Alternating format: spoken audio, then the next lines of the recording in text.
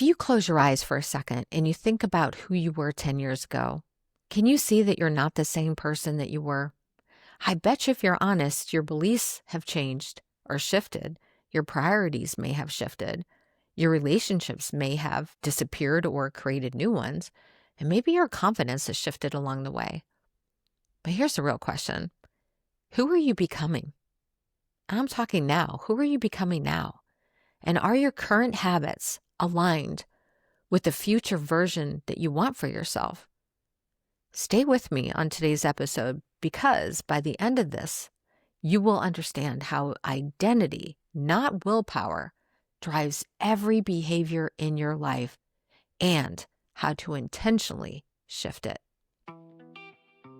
Welcome to Beyond the Gray, the podcast about gray area drinking and how it impacts your health, relationships, purpose, and faith. This is where we have real conversations about the topics successful men over 50 don't usually talk about out loud. If you've built a great life but keep asking, is this it? You're not alone.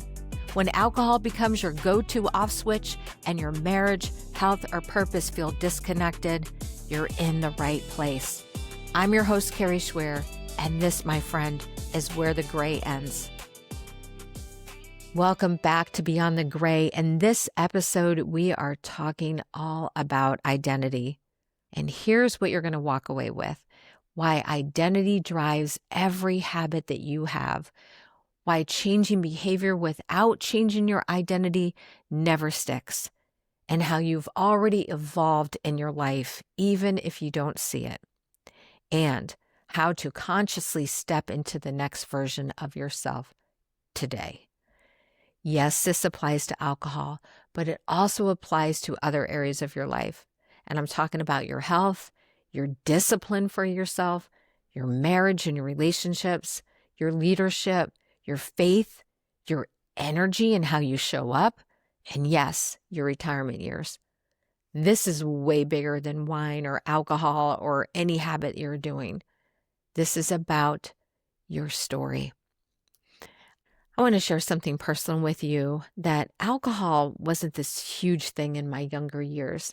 Although I did end up having alcohol poisoning when I was 12 years old. I kid you not. I had 12 shots of Seagram 7 on my 12th birthday. And I can't believe that I didn't die. It was ridiculous. And God bless my sister. She told my mom that the flu was going around school and I got away with it. But did I really get away with it? I don't know. But I will tell you what it did for me. Having that experience helped me realize that alcohol was something I didn't really want to be messing with in my younger years. So I didn't actually start drinking until I was in college, to a point where, like most college kids would drink, right? But it wasn't until I became a food and beverage manager at a country club that it became a part of my identity.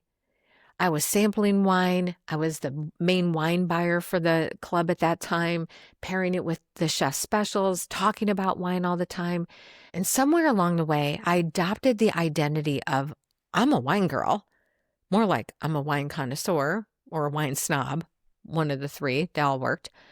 I even built a lifestyle of decisions around this. We went to Napa and Sonoma Valley for our 25th wedding anniversary. I started a wine club in my neighborhood. We'd have neighborhood tastings. Everything was surrounding my love of wine. And it all felt so elevated and sophisticated. And honestly, it felt like me. But here's what I didn't realize at the time, that this wasn't just a behavior, that this was a self-concept. And I would say, well, this is just what I do. And anytime you say that phrase, this is just what I do, you're describing your identity. Now, here's the part that matters for you. We all tell ourselves stories about ourselves. Like maybe you've said, I'm not a morning person, or I'm really bad at confrontation, or I just have a sweet tooth. I love sweets. Or I just unwind with a drink, or I'm not really a gym person, or I'm just wired this way. Whenever we repeat something long enough, your brain builds around it. This is neurological science. Your brain wires around repetition. And what wires together, fires together. And that belief is followed by thoughts and your feelings and actions or your behavior. And then that gets reinforced and it solidifies this decision that you've made about yourself. And therefore, it becomes your identity. It's this big circle that happens inside of our brain. And once that identity is locked in, behavior feels automatic. And this is why it's not just about the alcohol. It's about when you say, I'm just not disciplined with my body. Or I'm the husband who says, this is just how our marriage is. We only have intimate relations twice a month. I'm just a leader that I don't got time to work out, right? I don't have time to go to the gym. Or the retiree who says, it's too late for me to change now, or it's too late for me to change careers. My time is over. Those are identity statements, and identity drives action. So let's pause for just a second here because I know I'm going pretty deep and I want to kind of recap what we've just talked about. We identified how identity is formed. We saw how repeating the same thing to yourself wires into a belief, and how behaviors become self-concepts, and how that self-concept can feel very permanent. But here's the good news. It is not. And I want to talk to you about what you can now do about knowing this. Because here's the thing. You're not the same person that you were 10 years ago, right? That's proof that identity is not fixed. And when you think about 10 years ago, and really picture it here for a moment, where were you living? What were you worrying about back then? What mattered to you? And are those exact same concerns that you have today? I bet you know. You've evolved, and you didn't even realize that you were doing it along the way. Now let's fast forward 10 years. You're in your 60s or 70s, or maybe you're in your 50s by this point. Maybe you're even retired.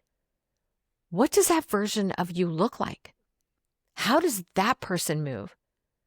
How does he think and show up and lead? How is he sleeping and treating his body? And are your current habits right now building this man or sabotaging him? That's the question that I really want you to ask yourself. And I know when you think about changing, it can feel a little daunting. It can almost be a little scary.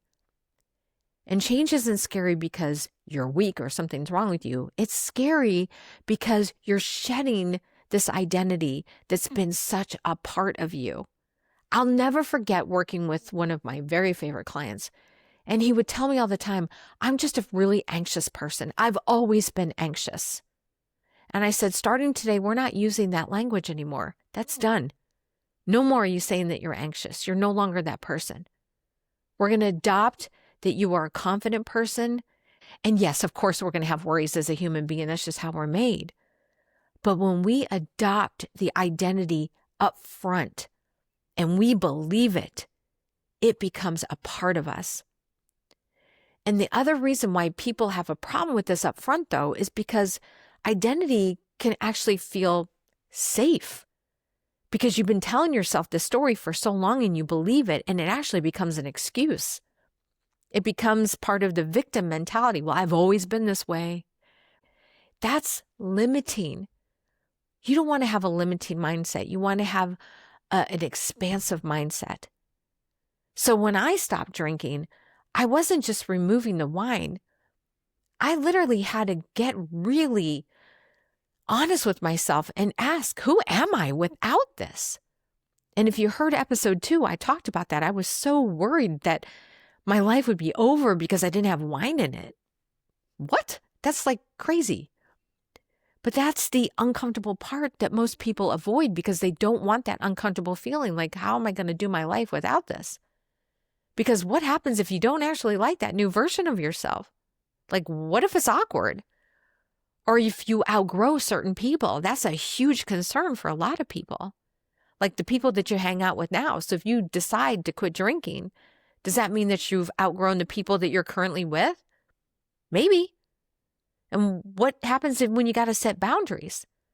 So all these future thinking things of worry, oh my goodness. No wonder people are afraid to make a shift because it requires courage, but so does stagnation.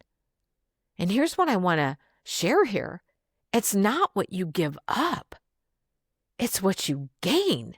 The only thing is you can't see it. You don't see it in the moment because you're in this current bubble of who you are right now. But what you don't see on the other side of that is this incredible human that has expanded into this version that you didn't even know existed.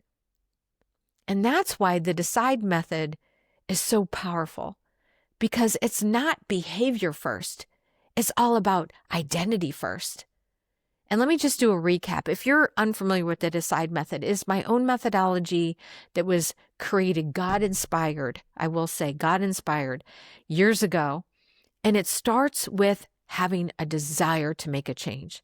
It's an acronym, by the way. So the first D is desire. You have to have something inside of you that says, this is not enough. I need to make a change. I want to make a change. And then the E is exploring your why. Why is this actually something that's important to you? What's driving you? Because once you explore your why, you have this foundation that you can build off of. And then the C is having commitment to yourself. We talked about that in the last episode. It's not motivation. It's commitment. And then the I in decide. Oh, yes, we've been talking about it this whole episode. It's about the identity shift. We have to be willing to do this pivot. We have to be willing to buy into the future version of ourselves that we're trying to get to, especially if you don't like some things that you're doing in your life right now. The second D is daily habits. Once we have that identity shift, we have to build the right habits around this new identity, and then we have to execute with effort every single day, which is the last D. And all that creates the version of you that you actually desire and strive to be. So when you think about this 10-year version of yourself, you don't have to wait to feel different. You decide. You decide by speaking powerful words and declaring for yourself now, I am becoming a man who, fill in the blank. I am becoming a man who is successful and fulfilled without having a drink in my life. I am someone who doesn't need any substances to help me relax and be comfortable with where I'm at.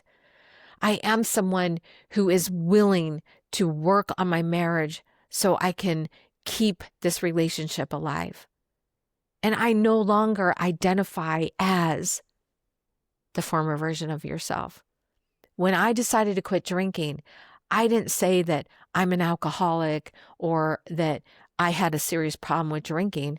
I just said, I'm a non-drinker now. I used to smoke years ago, and same thing. I don't say that I'm a former smoker. I'm a non-smoker. I'm a non-drinker. I'm alcohol-free. That's what I say. So a lot of what you believe about yourself is coming out of your own mouth, as we discovered. That's neuroscience. The more we do that, the more we say things and believe it to be true, it becomes true. And if you're a Bible believer, you know that the Bible talks a lot about this as well, that what we speak over our life becomes reality in our life. So if identity is the engine to all of this, what does that mean practically for you? It means you don't attack habits first. You define who you're becoming. That's where we start. As a matter of fact, when I first start working with any client, I have them do two things. I have them start by writing out on paper who they are right now. How would they describe themselves? And then I ask them to write who they wish to be a year or 5 years from now. Typically when I'm working with someone one-on-one, I'll go a year out. But for you, you might want to think about 5 or 10 years out. Who is it that you actually want to be? And then you have to align this new identity and the habits to coincide with that new version. And this, my friend, applies to everything, to drinking, overeating, overworking, avoiding conflict, working on your marriage, right? Staying silent or being passive or staying comfortable. You're not changing a habit. You're updating a self-concept about you. And once that self-concept changes, guess what follows? Your behavior. It's amazing. So here's what I want you to do this week. I would love for you to take me up on this. I want you to write this sentence down. Or if you're on the treadmill or you're driving, you can remember it and come back to it. But you start with 10 years from now or 5 years from now, whatever time frame you want. I am a man or woman, if you're listening, who fill in the blank. Finish it and take your time with it. Be very specific here. And then ask yourself, what does that man do today? Because if there's a huge discrepancy here, that's where the change needs to begin. This isn't with any shame whatsoever. You're just doing a fact check on yourself. It's with vision. We're looking ahead. And I also want to say, if this conversation has hit something deep for you, and you're realizing, wow, this isn't just about alcohol or discipline. It really is about identity. I would love to explore that with you. I keep all conversations private and direct. And if you want to take it deeper, there'll be a link in the show notes for you to book a call. It's just finding that clarity and be willing to see the truth for you in your life. You are not stuck with the version of you that got you here. You are allowed to evolve. In fact, growth at this stage of life demands it. Time is not slowing down, right? Things are changing rapidly in this world as we know it. And if you're listening to this and something in you is already shifting, I want you to reach out or do this assignment and at least take the time for yourself to really think this through. In the next episode, we're going to take a little bit of a turn. I'm going to have my husband Rob with me next week, and we are going to be all about what happens when one partner decides they want to make a change and the other one doesn't. This is something that I am asked all the time, and Rob and I went through that experience when I decided to quit drinking and he didn't. And what came up for me during that time, I'll give you a hint. There was a lot of resentment. So we're going to be honest and open with you, and we're going to share our story next week. I hope you'll be there. I'll see you then. Thank you for listening. And remember, there's always a time and a place for you to get out of the gray. And that's why this is called Beyond the Gray, because that's where I want to take you. Thank you for listening, and I'll see you in the next episode.